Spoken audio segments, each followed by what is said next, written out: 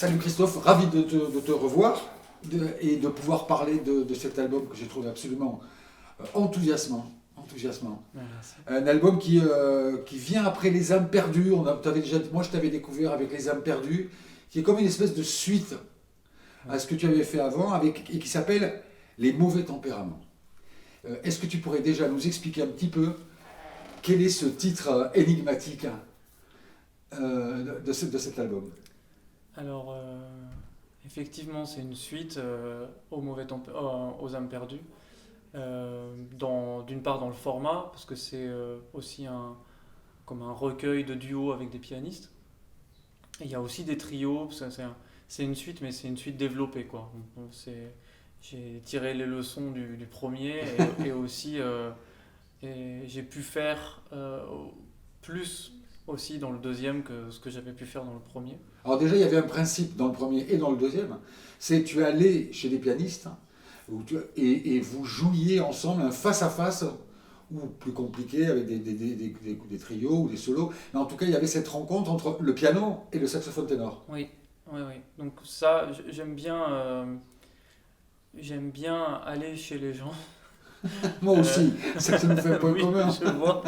Euh, L'idée, au départ, c'était vraiment l'idée que entre musiciens de jazz, on fait très très souvent des sessions.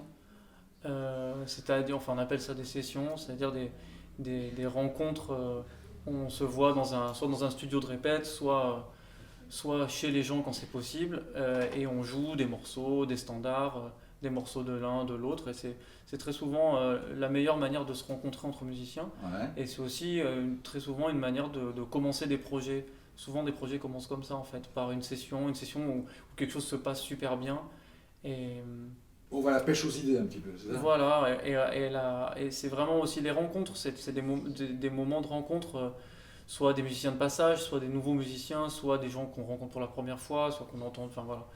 Et, et souvent, il se passe des choses qui ne se passent pas sur scène parce on est un peu à l'abri, on est à l'abri du Ouais. public, et c'est très informel et en même temps c'est très intime et musicalement il se passe souvent quelque chose de super bien. Et à l'opposé de ça, j'ai envie de dire, il y a le côté hyper chirurgical du studio, où là, chaque bruit est enregistré, tout est un peu aseptisé, tout est Tout très... peut se modifier a posteriori, Oui ou contrairement au non, concert, oui ou non, si on décide d'enregistrer live, on peut aussi très bien le faire. bien sûr. Mais il y a quand même le dispositif en lui-même, souvent l'endroit en lui-même, qui n'est pas très chaleureux, il faut quand même bien le dire. Donc tout ça amène aussi à un autre... Enfin, dans la musique, ça amène ailleurs. Et c'est pas forcément moi ce qui me plaît le plus. Et c'est pour ça que voilà, c'est pour ça que je voulais un peu recréer cette ambiance de la session à la maison, dans l'intimité. Et je trouvais que ma musique elle s'y prêtait aussi, et aussi le duo s'y prête, quoi. Et donc c'est pour ça que j'ai voulu faire ça, et ça m'a tellement plu que j'ai voulu le refaire une deuxième fois. Voilà. Donc le principe, c'est aller chez des pianistes, Oui, enregistrer ce moment-là, cette rencontre, cette recherche aussi. oui. Il n'y a pas de filles parmi les pianistes? Si. Il y a Yael Naïm. Ah oui, il y en a une. Et dans le premier album, il y avait aussi une pianiste qui s'appelle Laia Gensch, une Ah, Allemande ah, absolument. de Cologne. Donc comment vous commencez cette rencontre, ce travail ensemble? Quelle est la part d'improvisation, de calcul, de recherche? Comment ça se passe entre le pianiste X ou Y et toi? Déjà, très souvent, quand on enregistre quelque chose, on répète à l'avance ou on donne les partitions en avance. Et moi, j'avais pas envie de ça non plus. Donc, la plupart du temps, enfin presque à chaque fois là, euh, j'ai emmené la musique et on l'a découvert ensemble. Enfin, moi, je la connaissais déjà, mais, mais le pianiste ou la pianiste le découvre sur le moment. Euh, Parce que aussi, j'aime bien ce côté justement découverte et aussi hyper spontané. Du coup, la première lecture, la première impression par rapport à la musique, c'est, c'est vraiment hyper inspirant, hyper frais, et j'aime bien ce moment-là. Et, et donc voilà, en fait, ça se passe hyper simplement. J'amène la partition, j'explique deux, trois trucs, et puis on essaye. On n'enregistre pas forcément tout de suite, quoique. Euh, Et puis voilà, après c'est parti. Et la part d'improvisation, elle est très grande comme dans n'importe quel concert de jazz, c'est-à-dire qu'il y a un matériau de départ qui a une thématique avec... Qui n'est pas l'erreur, tu fais du jazz. J'en sais rien ce que je fais. En tout cas, Non. je pense que je fais de la musique. C'est une question qui te dérange. T'as légèrement rougi au mot jazz. Je t'ai vu. Non, on pourra vérifier sur la vérifiera. vidéo. C'est compliqué. C'est pas une question qui se pose? C'est une question qui se pose, mais je trouve que c'est une question qui est aussi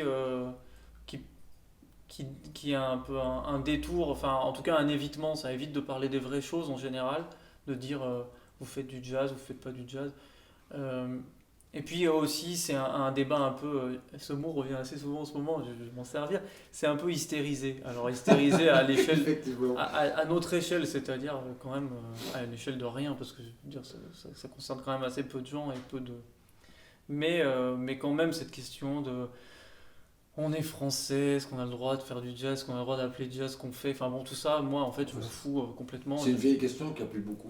Je sais pas, peut-être Fait qu'elle de la est... musique, quoi. Voilà, moi je fais de la musique. Je dis pas que je fais du jazz, je fais de la musique, parce que j'en sais rien si je fais Mais du tu dis jazz. jamais je suis musicien de jazz? Non. Quand tu vas à un dîner le soir chez des amis, il y a des gens que tu connais pas, on te demande tu fais quoi dans la vie, tu dis quoi, musicien? Je suis musicien, oui. Ah, Après, si on me demande spécifiquement quel genre de musique, ben, je dis, ben, faut écouter. ça se complique. Non, non, non, c'est juste qu'il faut écouter et puis après dire son ressenti. Mais les catégories aujourd'hui, elles sont quand même tellement explosées que je suis, j'en sais rien si je fais du jazz en fait. Moi, je dirais non. Ah, Je dirais que je fais pas du jazz parce que je- franchement, c'est compliqué de moi, répondre à cette question. si on me demandait, je vais rentrer chez moi ce soir, on va me dire qu'est-ce qu'il fait comme genre de musique? Ouais, Je crois que spontanément, je dirais que tu fais de la musique contemporaine. ouais, bon bah, je dirais que non aussi, hein. Non plus? Je fais de la musique instrumentale avec une part d'improvisation. Voilà. Ok. Ok. Et- Alors, je voudrais qu'on revienne donc sur la première question de oui, cette petite interview. désolé, j'ai Non, complètement mais- évité le Mais titre. c'est bien, ça me va aussi, ça s'appelle l'improvisation. Le titre, donc, Les mauvais tempéraments, est-ce que tu pourrais d'abord commencer par nous expliquer ce que c'est que le tempérament en musique? C'est-à-dire cette loi des reins où on partage les 12 notes en petites marches exactement pareilles. Est-ce que tu peux nous expliquer ce que c'est? Alors justement, c'est justement pas ça en fait, le tempérament. Parce que c'est justement pas une loi des reins et c'est pas un partage égal. Les tempéraments, en fait, il y en a énormément, il y en a beaucoup qui dépendent des régions géographiques, des époques, des compositeurs, mais aussi des luthiers surtout, à un certain moment. Euh, Même au 21e siècle, il y a plein de tempéraments inégaux qui ah non, subsistent. non, c'est Moi, pas je te c'est parle, pas ça. il arrive un moment dans l'histoire de la musique où on met une loi et on dit on bouge plus, le premier qui bouge, on le fusille. Quoi. C'est un peu violent. Ouais. Mais, Je sais pas si c'est la faute à Pythagore ou à Bach, mais non, mais les débats, en tout cas, c'est vrai que les débats ont été très très passionnés. oui, on pouvait se Et battre ils ont- pour cette question. Et ils ont dépassé le monde de la musique. Il y avait des philosophes, des théologiens, il y avait beaucoup de monde qui s'est mêlé de la question des tempéraments. Alors En fait, expliquez-nous ce que c'est. alors, à la base, c'est très très simple. Les, tous les sons, le son est un phénomène vibratoire. Donc, cette vibration, elle a une certaine vitesse, on va dire. Une fréquence un peu. Voilà, mais je voulais essayer de dire des choses simples. Donc, Non, non, mais t'es pas il y a- obligé. Ça va pas passer en prime time sur TF1, donc on peut. Non, mais même c'est une question qui est assez compliquée et puis souvent, enfin voilà, souvent ça rebute un peu. Donc je voulais faire les choses simples. Enfin, en tout cas, chaque son, même ça, tous les sons sont une vibration et cette vibration a une certaine vitesse, donc une certaine fréquence. La fréquence, c'est juste qu'il y a une onde qui va se répéter. Par exemple, 440 Hz, c'est 440 vibrations par seconde, c'est ça? Voilà. Voilà. Mais après, il y a la forme de l'onde, enfin bon, il y a plein de choses qui rentrent en... Mais donc, un son est jamais, un son est formé de plein d'autres sons empilés les uns sur les autres, ce qui s'appelle les harmoniques. Les harmoniques. Et, et il y a des règles mathématiques qui expliquent, en tout cas, qui montrent comment sont organisées chacune de ces harmoniques par rapport au son principal. D'accord.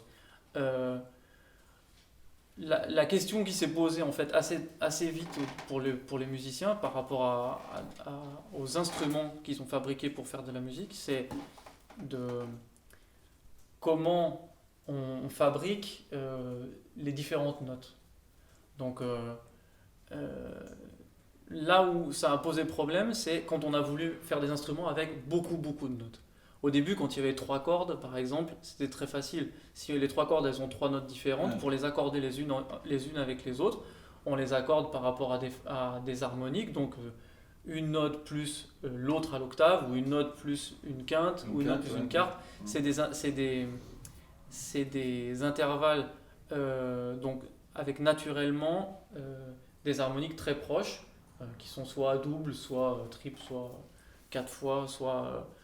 Enfin bon, après c'est des rapports, donc c'est des 3 demi, enfin voilà, c'est des... Enfin, je ne vais pas rentrer dans le détail, mais voilà, c'est assez simple mathématiquement à comprendre. Donc si on c'est des lois physiques finalement. C'est des lois physiques, oui. Mais par contre, si on décide de faire un instrument avec 2 octaves, par exemple, on va avoir très vite un problème qui se pose quand on accorde les notes les unes avec les autres en rapport de quarte ou de quinte. Parce que, bon, par exemple, en Do, on va trouver le Sol. Donc, on fait Do et Sol et on annule les vibrations. On fait une corde de Do, une corde de Sol. Quand il n'y a plus de vibrations, c'est qu'elles sont bien accordées. Ensuite, du Sol, on peut continuer, on peut faire le Ré. Et ensuite, du Ré, on peut faire le La, et ainsi de suite. Sauf que, comme ça, chacune par paire, elles vont très bien sonner. Sauf que quand on va arriver à la fin Do, ça ne sera pas le même. Parce que le déplacement, l'accordage des notes par quarte ou par quinte respecte pas la courbe des octaves, en fait. C'est mathématique, c'est juste pas les mêmes rapports. Voilà. Ça, c'était une préoccupation qui était centrale, on va dire, dans la musique baroque, au XVIIe siècle, non, etc. Non, c'est beaucoup plus vieux. En fait, dès le moment... Mais jusqu'à... Est-ce qu'il n'y a pas eu un moment, on va dire avec Bach par exemple, le clavier bien tempéré, est-ce qu'il n'y a pas eu un moment où on a dit ces questions de résonance mathématiques, etc., compliquent extrêmement l'accordage des instruments, par exemple? Non. Et on va tout simplifier. Non. C'est pas ça? Non, pas du tout. Non, en fait, ce qui était compliqué, ce qui était problématique, c'est que on accordait dans une certaine tonalité, ou on accordait pour jouer dans certaines tonalités. On choisissait un tempérament qui sonnait bien en Fa majeur, ou alors Sol majeur, ou Ré majeur, La mineur. Voilà, dans certaines zones, ça sonnait... après, il y avait tous des répertoires carrément de tonalités par rapport à un tempérament. Si on accorde dans ce tempérament-là, en La mineur, ça va sonner langoureux.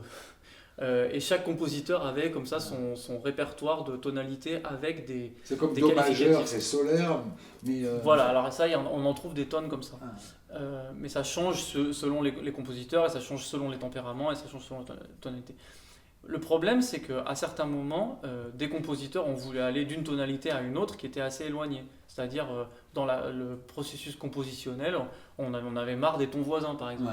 Mais donc là, le problème, c'est que Do majeur, ça sonnait bien, et si on allait en Sol bémol majeur, c'était beaucoup plus tendu. Ouais, c'était tendu. Donc il n'y avait pas le même équilibre de vibration entre Do majeur et entre Sol bémol majeur. Donc il n'y avait pas égalité entre les deux. Donc ça pouvait poser problème pour un compositeur s'il avait envie d'avoir le même sentiment en Do qu'en Sol bémol. Donc comment retrouver en fait le même sentiment en Do qu'en Sol bémol? Il fallait arriver à égaliser tout ça. En fait, les tempéraments ont été aussi des recherches d'égaliser le plus possible le clavier. Ça, c'est le tempérament. Ça, c'est les tempéraments. Les tempéraments. Ensuite, le clavier bien tempéré de Bach, c'était en même temps un postulat et en même temps une démonstration que on pouvait composer et aller dans les 12 tons de manière égale. Et Et à partir de là, il y a eu, enfin à partir de là, en même temps, parce que ça se passait, enfin l'histoire, elle n'est pas successive, quoi. L'histoire, Bien sûr, elle est tout s'emboîte, se mélange. ouais. Mais donc voilà, il y a eu de grosses discussions avec des gens qui étaient complètement farouchement opposés à l'égalité, en disant que ça tuait tout sentiment de la musique, et d'autres qui disaient, ben non, ça permet des explorations, ça permet des mouvements beaucoup plus larges. Et aussi, un truc hyper pratique, ça permet de transposer aussi.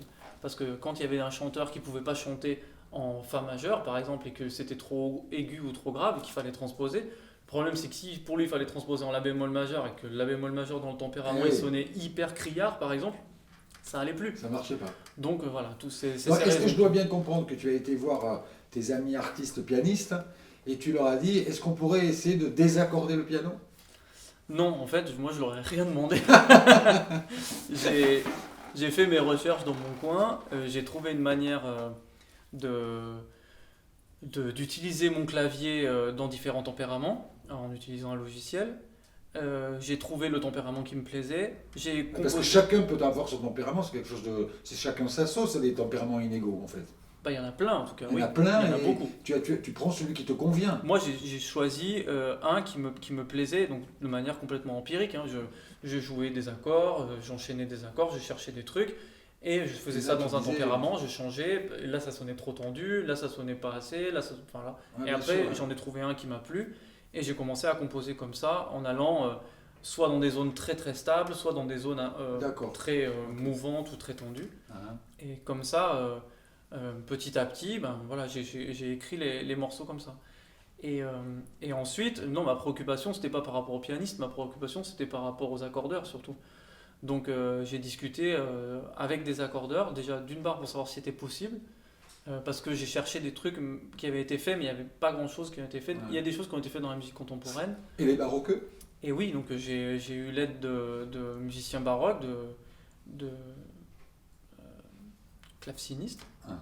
qui m'ont expliqué en fait de manière très simple comment est-ce que eux ils accordent leur clavier, parce que ils sont obligés, s'ils jouent un truc du 16e et après un truc du 15e ou un truc du 17e, et ben eux ils vont changer les tempéraments parce que c'était pas les mêmes qui étaient utilisés, Bien sûr. même sur Même sur un compositeur. même morceau, même compositeur, il peut y avoir des tempéraments différents au 17e par exemple? D'un même compositeur, ça je sais pas, mais en tout cas entre deux compositeurs, oui, parce que Bien s'il y a sûr. un allemand et un français, ils vont pas utiliser le même tempérament. Donc eux, ils ont leur recette pour accorder leur clavier assez rapidement avec un parcours, des cartes, et puis ensuite des quintes, et puis ensuite on vérifie avec des tierces. Voilà, il y a Ah, il tout t'a un, montré voilà, il y a un truc, processus. Et ensuite, voilà, moi j'ai discuté avec des accordeurs pour savoir d'une part si c'était faisable et si ça les intéressait de le faire. Et j'ai trouvé les accordeurs très aventureux. Alors, Donc, c'était- les gens qui nous écoutent, ils pourraient se dire, tiens, c'est bizarre, ils parlent de physique, ils parlent de mathématiques, ils parlent d'histoire aussi, des sciences. Sauf que ces choix-là ont une influence directe sur la perception de l'auditeur. Oui. Tu peux nous expliquer un petit peu ça?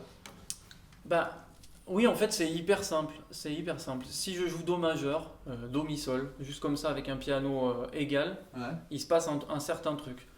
Euh, ça fait un certain son, ça fait Do majeur. On entend ce son-là, il y a plein de petites vibrations dedans. Le piano est parfaitement égal. Mais ça va faire brrr, des trucs comme ça. On change le tempérament, Ouais. et par exemple, dans le tempérament que j'ai choisi, on joue Do majeur, et ben c'est pas les mêmes petites vibrations qui vont apparaître. Donc, c'est pas la même sensation. Donc c'est pas la même sensation du tout, parce que ça produit pas le même effet, ça produit pas le même son, ça produit pas le même effet. C'est quand même Do majeur, mais si on prête vraiment attention, on va pas entendre les harmonies. Enfin, on entend des petits mouvements de notes qui Ouais. font comme ça, des petites vibrations un peu dans tous les sens, et ça va pas être du tout les mêmes sur un piano accordé égal comme maintenant, qu'un piano accordé dans un tempérament non égal. Les tierces majeures, dans certaines tonalités, elles vont être plus petites. Et Toi, tu avais dit, j'ai horreur des tierces. moi, je déteste les tierces majeures. Les tierces majeures, pour moi, elles sont trop tendues. Ouais. Elles sont très tendues. Ouais. Enfin, elles sont hyper tendues. Elles sonnent grandes comme ça, et ça fait des trucs qui vont très vite. Et donc, la tierce majeure un peu basse, elle est toute ronde, elle est Ouais, toute bien chaude, sûr, elle est ouais. toute. Voilà. Et donc, C'est quoi? C'est une quête, c'est une recherche, c'est une quête esthétique aussi que tu as entrepris avec cette histoire, ou c'est venu comme ça?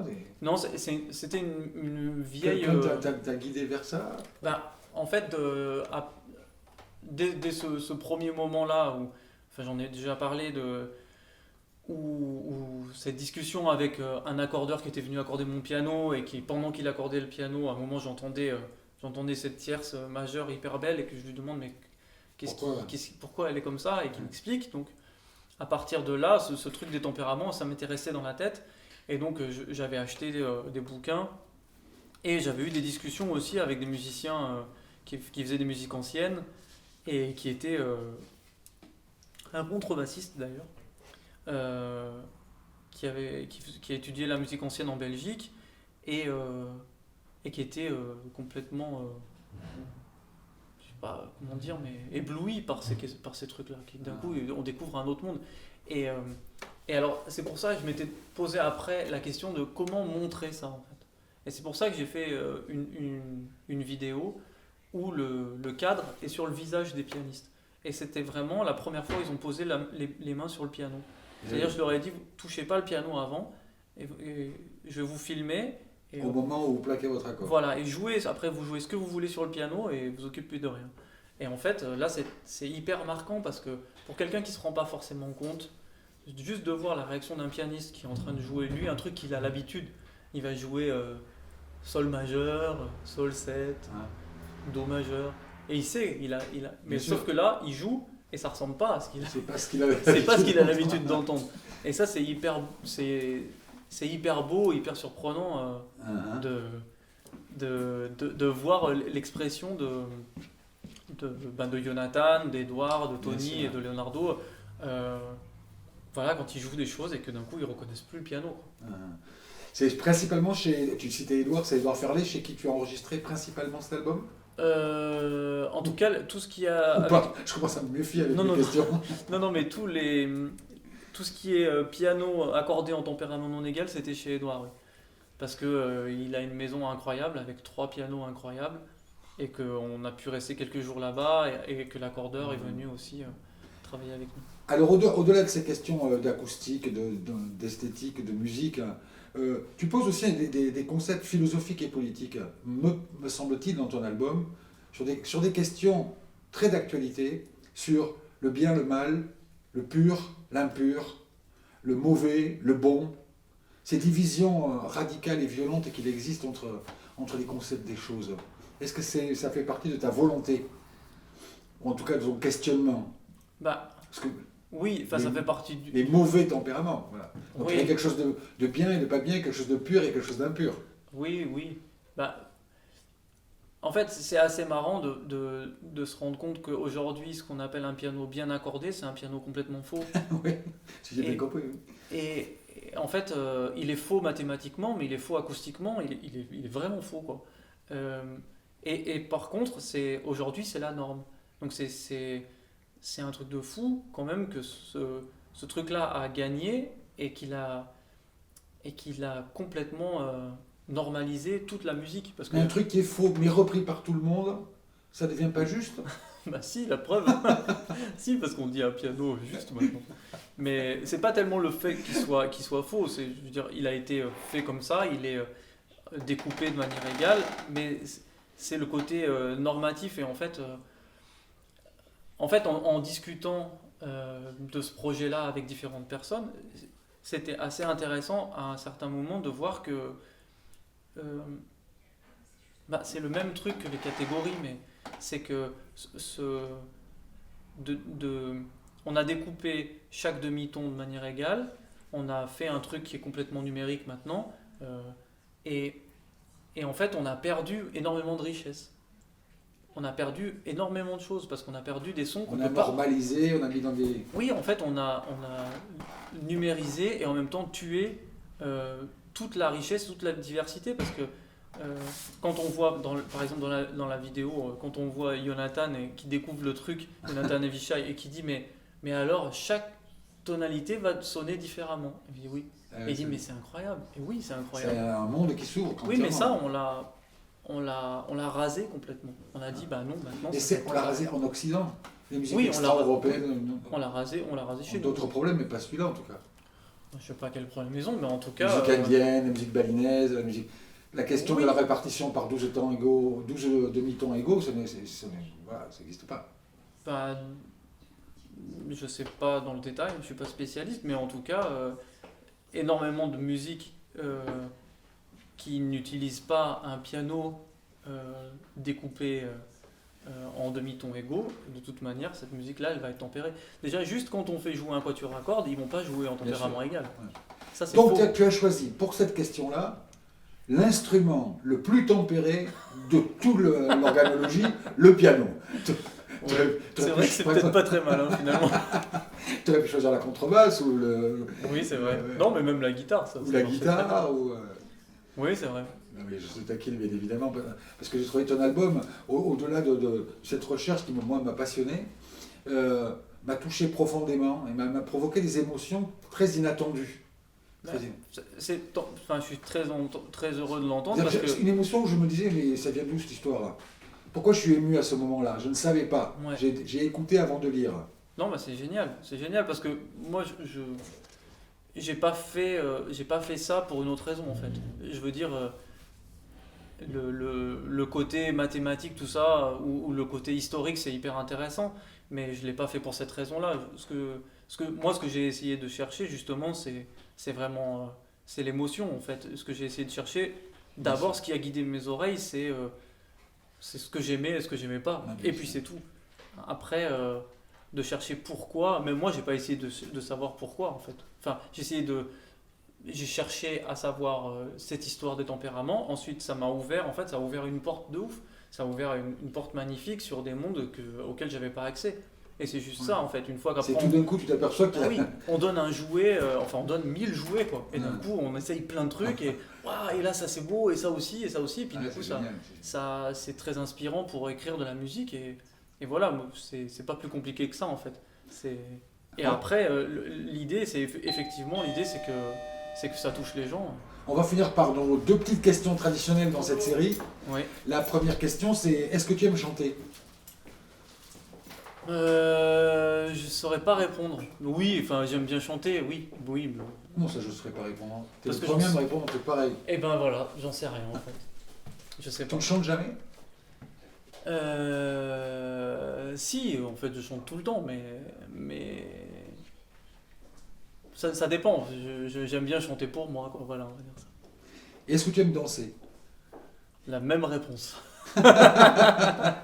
Merci et encore super bravo pour ton magnifique album. Bah, merci beaucoup. Merci. Merci.